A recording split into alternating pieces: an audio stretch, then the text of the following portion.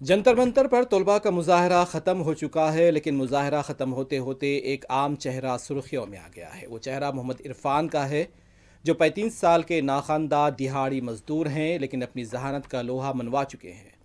انہیں ہندوستانی آئین کی تمہید زبانی یاد ہے اور ہر طرح کی اطلاع اسمارٹ فون کے ذریعے وہ حاصل کرتے ہیں۔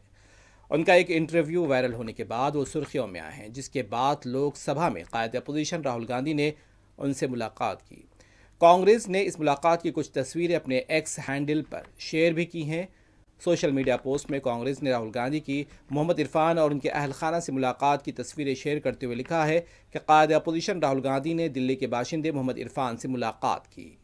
بڑی ہی صاف گوئی، ایمانداری سے نوجوانوں کا درد اور امیدیں سامنے رکھنے والے عرفان میں آپ کو ہر وہ نوجوان نظر آئے گا جو اس حکومت سے نا امید ہو چکا ہے۔ ساتھ ہی یہ بھی لکھا گیا کہ ہمارا عرفان جیسے ہر ایک نوجوان سے وعدہ ہے، ہم ساتھ مل کر ایسا ہندوستان بنائیں گے جہاں محبت، بھائی چارہ، احترام اور مساوات اور مواقع کی کوئی کمی نہیں ہو۔